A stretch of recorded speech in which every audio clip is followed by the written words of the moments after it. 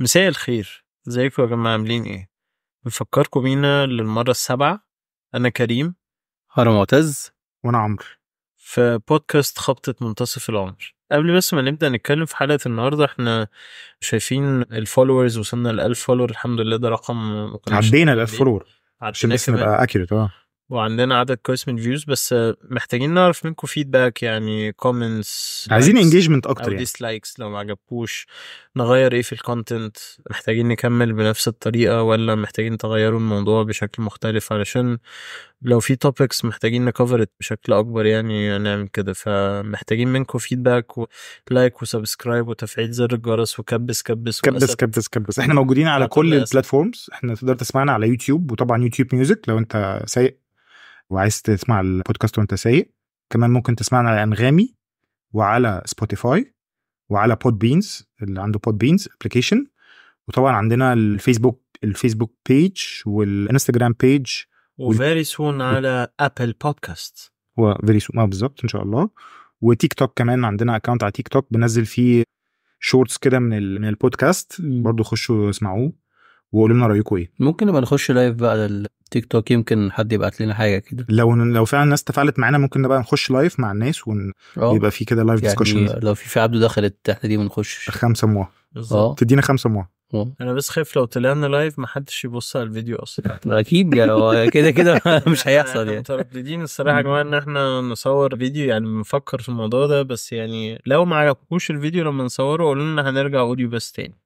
عموما موضوع التيك توك ده جامد، يعني اجمد من الكشك غالبا. برضو ده اللي انا شايفه اليومين دول. موضوع الاسد ده بعد ما تفتح كشك هنعمل لك تيك توك. بيبقى مفيد قوي كمان بالذات في الغربه. شفت ايه الدخله الناعمه دي دخلت فاهم في موضوع الحلقه بنعوم. نتكلم النهارده على ايه؟ على ايه يا جماعه؟ على ايه؟ ده اعلان الشركه السعوديه. نتكلم على ايه اللي احنا فين هنا؟ على الغربه. طيب احنا كلنا اتغربنا، احنا الثلاثه اتغربنا. انا لسه مستمر وانتوا الاثنين اتغربتوا شويه ورجعتوا تاني. الغربه قبل. الحمد لله على كل حاجه. الحمد لله. نعم. كل قرار اكيد ربنا كان عامل الخير في كل قرار احنا خدناه. طبعا. طيب الغربه زمان، الغربه بتاعت انت كريم، اهلك كانوا في السعوديه زمان. انا اتولدت في السعوديه على ايام فين بقى؟ فين في السعوديه يا كريم؟ السؤال محرج. في عنيزه ان شاء الله. في عنيزه. يعني رجعت وانا عندي سنه، فانا ما اعرفش طبعا، مش فاكر حاجه. بس كان ساعتها بقى جوابات وشرايط الكاسيت والحاجات دي. انا برضو هو يبعت جواب يكون اصلا نزل مصر نهائي قبل ما الجواب يوصل. بالظبط. وانت كمان معتز نفس الكلام؟ انا مواليد السعوديه برضو بس ما وعاش يعني اخيرا غالبا 3 شهور كده، وبعد كده رجعنا يعني. الوشي حلو عليهم واضح. طب كانت طريقه الكوميونيكيشن ازاي مع زمان في الغربه مع اهاليك ومع اهلهم هنا اللي في مصر؟ هي بتهيألي كانت جوابات، شرايط كاسيت. بتهيألي ما كانش في حاجه تانية يعني. هم تلغراف يعني. الحاجات دي بقى الغريبه. تلغراف بقى لو في مصيبه، يعني يبعت لك تلغراف مثلا لو حد لا قدر الله من عيلتك اتوفى ولا حاجه، يبعتوا له تلغراف لابوك في السعوديه مثلا. لو رنت التليفون يعني ترانك وبيطلع في واحد من المنصوره عادي. يعني انا حضرت زمان مثلا كان عندنا ناس قرايبنا مثلا مسافرين او اللي بيسافروا يعملوا عمره مثلا، كانوا يروحوا يكلموهم من السنترول. لازم تنزل السنترول، تاخد ترانك وتاخد كابينه تتكلم فيها، تعلي صوتك وانت بتتكلم. التلغراف ده اللي انت قلت لنا كلمات، عدد كلمات محدود 5 كلمات. طب دي لو حياته فيها تبقى مصيبه. هيقول له مثلا لو سمحت تعالى بجد. توفى بس ويسيب في حوار معيش فلوس. عايزين حد امين يصرف الجثه اللي معانا دي. وبعدين وانت راجع بقى وانتوا راجعين من الاجازه، كنت تجيب معاكم مروحه، لازم مروحه وكوتش ابيض والكاسيت اللي ببابين كان جميل. هو بيسجل بسرعه جدا. تعمل اسمه كاسيت بروحين، كان اسمه كاسيت بروحين. تعمل ألبوم الصيف على مزاجك. معلش هو ايه وجهه النظر في مروحه؟ يعني هل مصر ما كانش فيها مراوح مثلا؟ كان فيها كل حاجه، بس في دايما فكره كده ان مراوح الخليج احسن. والله على فكره ده لحد انت مش فاكر اول اجازه نزلتها في 2011. كنت مسافر بقى 4 شهور، نزلت اجازه كده 10 ايام، كان جنبي واحد جاب منشر بلاستيك. ما تفهمش ليه، مع ان في مصر ممكن يكون ارخص مثلا. هو في مصر في مناشر بره مفيش بلكونات عشان الدنيا ولعه، بس في مصر في بلكونات، في مناشر اللي مغروزه في الحيطه دي، وفي مناشر بلاستيك يعني عمرو عندي افتكر ان أسئلة انت كتير أوي. يعني انت بتشطب دلوقتي، واعتقد ان انت جبت شويه حاجات من بره برضه. لا بس جبت يعني حاجات- ما... لا مش عايز ما تحسسنيش الناس دي عملت حاجات غريبه. لا بس يعني انا قصدي لو ان في حاجه في مصر مثلا شايفها ارخص من بره، عليها اجيبها من بره، ما هي موجوده في بس مصر. في حاجات ارخص، ما هو اكيد برضه الحاجات دي كانت ارخص مش عارف. بره وما منشر كانتش يعني موجوده. المنشر ارخص او المروحه ما اعتقدش لا مش لدرجه منشر يعني، بس المروحه بس. وبعدين كان يعني اللي بيسافر بتتقطع اخبار، يعني ما بتبقاش فيه اي كونكشن ما بينه وما بين عيلته. زمان ما كانش فيه، يعني يجي مثلا ممكن يقعد 2-3 ما ينزلش، وينزل يقعد شهر وبعد كده يرجع تاني. بس في عادات بقى كملت من زمان. يعني انا لما كنت بسافر اخلص الاجازه واسافر كنت بعاني من ايه بقى؟ ان دايما في المطار اللي مسافر هو في واحد مسافر وفي 65 واحد بيودعوا. البلد كلها بكل اصحابه وحبايبه زمان كنت افهم لان هو هتتقطع اخباره. بالظبط. دلوقتي هو كمان 10 دقايق هيكونكت عادي من الطياره ويقول لهم وبعدين هو مسافر ساعه ونص، يعني مفيش اي توتر يعني. بالظبط. هي الفكره دلوقتي ان انت بالعكس لما انت مسافر اصلا يعني بتتواصل اكتر مع اهلك اللي هنا اكتر من وان انت قاعد في مصر. يعني انت ممكن تروح لاهلك مره في الاسبوع او مره كل اسبوعين، لا انت ممكن تكلمهم يوم او يوم لا وانت مسافر مثلا. فالدنيا اتغيرت يعني. لا الغربه زمان اكيد كانت اصعب من دلوقتي بكتير. كتير. هو انت اصلا مبدئيا انت قبل ما بتروح دلوقتي انت بتخش اونلاين. يعني انا قبل ما سافرت يا بتعرف صحابك حد عايش هناك، لو مش عارف حد انت بتخش اونلاين تعرف اصلا انت هتخرج فين وتاكل ايه والناس دي بتعمل ايه وكل حاجه، فاهم؟ يعني دنيا زمان انت بتركب طياره والله اعلم ايه اللي هيقابلك. انت دلوقتي انت تقريبا انت بتفيجواليز كل حاجه قبل ما تروح يعني. وبعدين كان زمان الناس مثلا نتكلم على الخليج مثلا بالذات، الخليج كان زمان يعني كانت مصر متمدنه اكتر من الخليج، فكانت الناس اللي بتسافر كانت بتعيش حياه اصعب شويه من مصر. يعني مصر كان فيها انترتينمنت اكتر، الحياه اسهل، الحياه اظرف، ما كانش فيه اوبشنز كتير في الخليج. البلاد كانت لسه مش متقدمه قوي، مش زي دلوقتي. مثلا انت دلوقتي لا انت عندك في بلاد الخليج مثلا سبقت مصر شويه في حته التطور وحته العيشه عموما بقت اسهل في الخليج من مصر.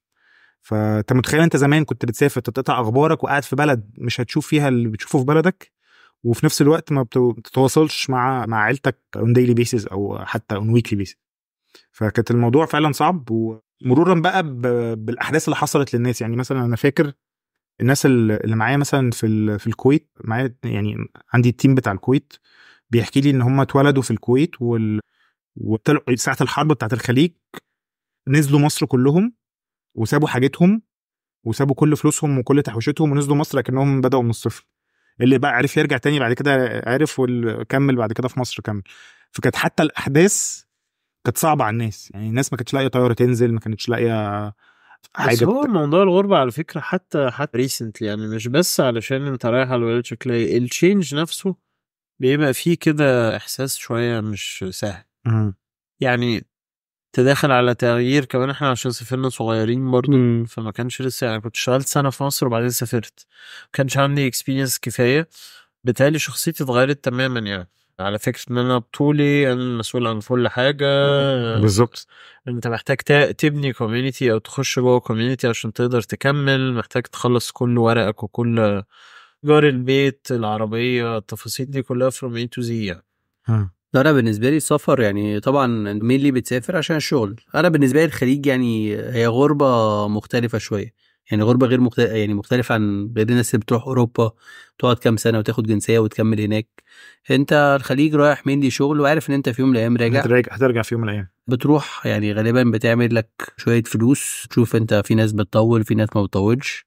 بس هو السفر في حد ذاته او الغربه يعني بتعلمك حاجات كتير. يعني بالنسبه لي دي كانت تيرنينج بوينت كده في حياتي. انت بتروح بقى بتتعامل مع جنسيات مختلفه مع ديانات مختلفه، بتاخد اكسبيرينس مختلفه تماما. وفكره ان انت بقى لوحدك خالص دي، انت رايح ولا معاك رخصه ولا معاك عربيه ولا عندك سكن ولا حد هيطبخ لك ولا حد هينضف لك هدومك. فانت بقى 100% بتعتمد على نفسك وبتحط انت في مواقف ايه، فاهم؟ انت واحد مش بيعوم وتقوم رميه في الميه ويقعد يبطبط كده لغايه ما يتعلم. بالظبط. يعني خصوصا اول سنه سنتين في الغربه دي بتبقى صعبه جدا على الواحد جدا، وبتحصل له احداث هو بيريليتد كلها ان هو في غربه، فبتبقى الموضوع ايموشنال جدا. يعني بتحصل لك تروما كده في اول سنتين لحد ما تتعود على الحياه. يعني ممكن بعد كده حتى تتعود على الحياه تبقى انت مش هتعرف ترجع تاني. لا انت بعد فتره خلاص بتبقى دي حياتك الطبيعيه يعني. بالظبط. طيب كانت في ناس برضو كانت الناس اللي بتسافر اوروبا بقى وامريكا، تمام؟ دلوقتي هل دلوقتي زي زمان؟ دلوقتي مختلف يعني من ناحية اولا زي ما معتز قال الفكرة مختلفة خالص، انت بتعيش في حتة كومبليتلي مختلفة بكالتشر مختلفة، تفاصيل حياة غير، سيستم مختلف، كل حاجة مبنية اكتر على مورجج لونج تيرم اكتر منه الحياه. يعني انت رايح خلاص، انت رايح دي بلد جديده انت هتعيشها، ولادك هيبقوا ولاد البلد دي خلاص. بالظبط. وبعدين بتشتغل اكتر على مش ان انت تحوش عشان لما ترجع، لا. بتشتغل على كواليتي اوف ليفينج من دلوقتي يعني. بالظبط. انا بشوفها مش هي شخصيات على فكرة، يعني انا بشوفها مش سهلة بالنسبة لي، بس دي من الحاجات سواء ايا كان نوع الغربة، دي من الحاجات اللي انا مقتنع ما فيهاش صح وغلط، هي كل واحد بظروفه بطريقته بيقدر يتأقلم على الوضع بشكل عامل ازاي. بس هي عموما انا حاسس برضو دلوقتي بقت اصعب. يعني دلوقتي صعبة جدا. مبدئيا انت عندك الاقتصاد في العالم كله متأثر. يعني انا عندي ناس صحابي في كندا مثلا، لا كله جاي يشتكي يا جماعة الدنيا مش زي ما انتوا فاكرين، الدنيا غالية، الدنيا صعبة، الدنيا بطيئة، مش كل حاجة سهلة زي ما انتوا فاكرين.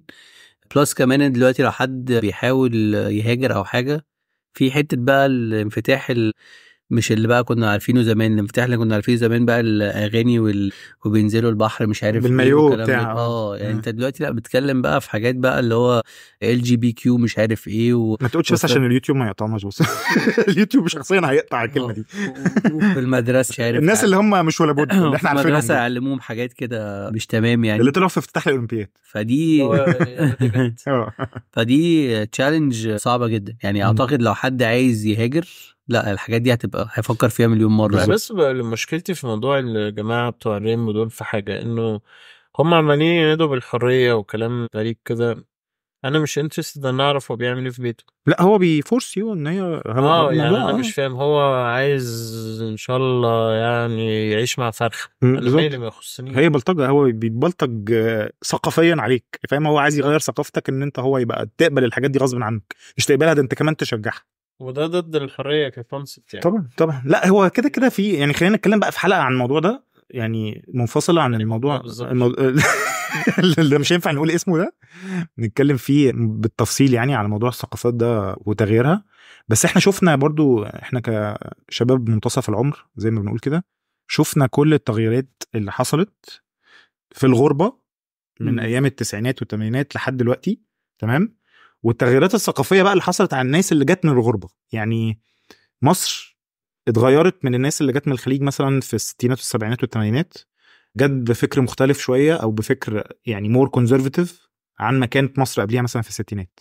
فهل انت شايف مثلا الناس البلد او المنطقة اللي انت بتيجي منها ناس او بتسافرها ناس وترجع مصر تاني، ده غير في ثقافة الشعب المصري عموما؟ ما اظنش، بحس ان الثقافة هنا ما تتغيرش بسهولة يعني.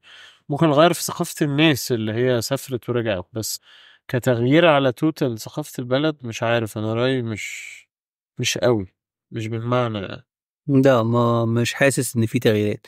يعني الناس بيبقى عندهم بس اكسبوجر يمكن اعلى سنة، بس هو في الاخر الاساسيات هي يعني. خلي بالك انت في الخليج برضو انت هتلاقي نفسك في شغلك مصريين واصحابك مصريين بتاع الناس زي ما هي ما اتغيرتش يعني مش هقدر قوي كده، لان في ناس بتتغير بالذات في دبي يعني مثلا المكان ما انا عايش، في ناس بتاخد اتيتيود تاني خالص في العيشه مختلف شويه، يعني بتغير ثقافتها عن انت عارفها. يعني انت تبقى عارف ان هو في مصر كان ايه مثلا، وهناك عايش عيشه مختلفه تماما. بيبقى بيسافر بعد اسبوعين يتكلم يقول رقصات في السياره بالظبط ياخد بقى اتيتيود الخليجي شويه. وفي ونفس الوقت برضو اوروبا او امريكا او كندا او تيفر يقلب لسان، هو ما يعرفش يتكلم عربي مكسر، وهو اصلا كان معاك في السعوديه اصلا، فاهم؟ عادي جدا يعني فاهم؟ فكان الموضوع يعني موضوع فعلا انا شايف ان هو بيفرق، يعني بيفرق على الشخص على المجتمع لو هو بسكيل كبير. زي انا شايف مثلا الناس اللي كانت في الخليج في السبعينات والثمانينات لما رجعت مصر، لا الموضوع بقى كونزرفتيف مايند سيت بقى موجود اكتر، فاهم؟ على كل السكيل بتاع الحياه. بس في برضو تغيرات تانية مهمة جدا. ان انت اول ما بتسافر بتتخلك حوالي 10 كيلو كده.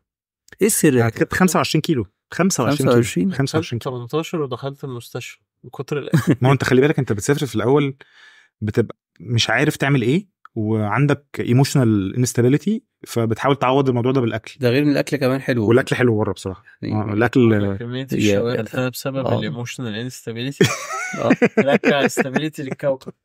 ده انت مبدئيا الفاست فود هناك حلو، غير كام حاجه هنا احلى يعني. بعدين بقى دخلت بقى في الحته بتاعت المندي بقى والرز واللحمه والحاجات دي. الاكل اليمني بقى جميل. الحاجات دي فعلا حلوه، ان انت 10 كيلو دي مستريح في السريع يعني. وبعدين اللايف ستايل برضو، انت قاعد على طول على الكنبه، بتنزل تركب العربيه تطلع في الاسانسير، ما بتعملش اي مجهود بدني خالص، على عكس ما انت كنت عايش في مصر مثلا، كنت بتركب مواصلات، كنت بتمشي في الشوارع شويه، يعني كل حاجه بيبقى ليها مجهود اكتر. فاللايف ستايل تشينج ده هو اللي بيخليك فعلا تتخن بسرعه. بسبب الجو برضه، انت كل حاجه درايف ثرو عشان الحر. بالظبط عشان الحر.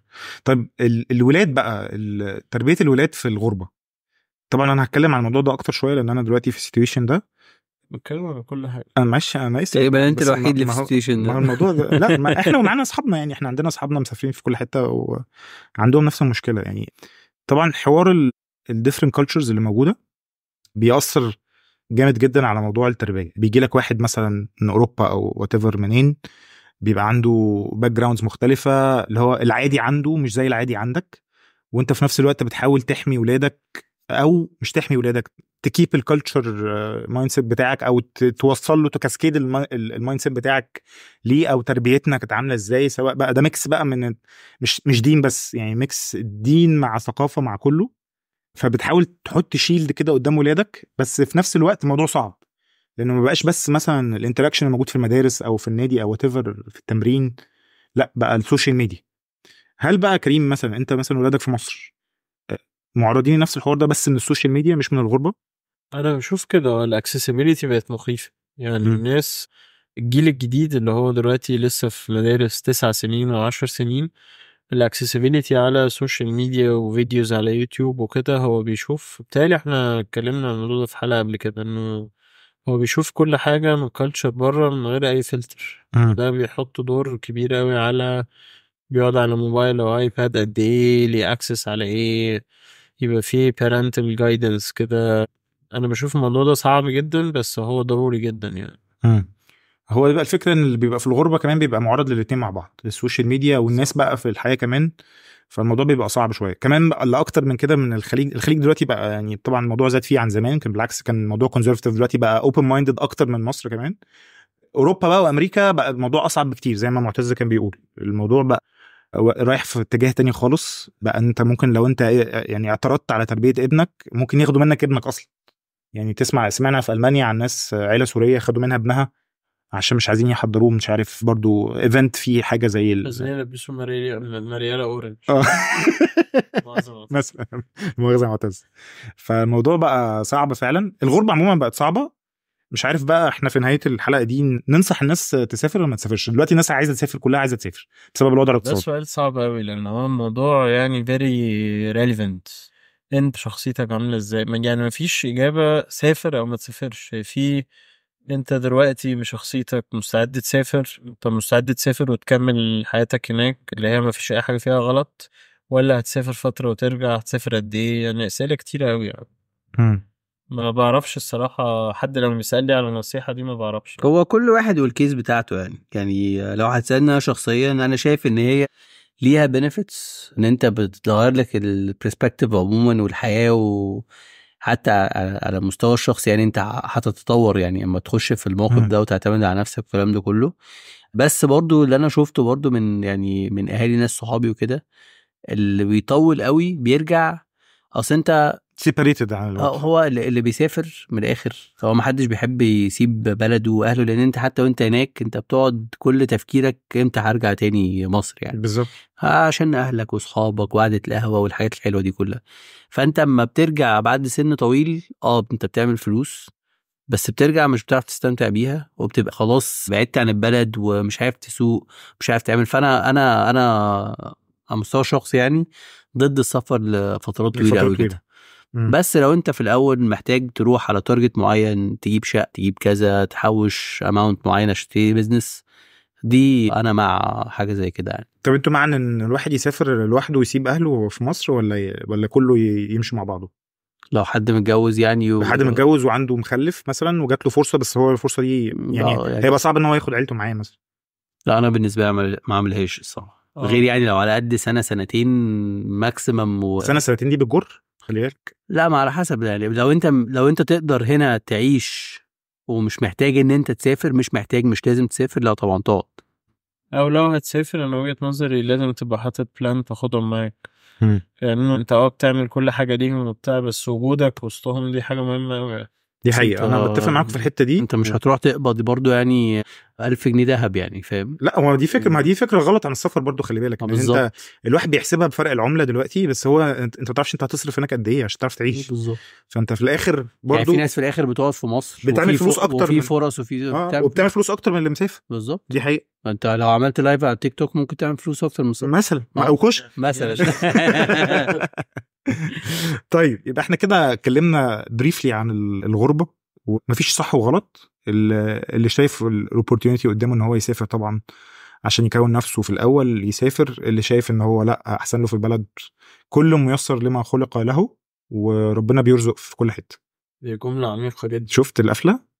عايزين بس نفكر في القفله تاني. محتاجين يور فيدباك، كونتنت حلو وحش، نبطل، نكمل، نصور فيديو، اي حاجه. لايك، سبسكرايب، شير، وفعل الجرس.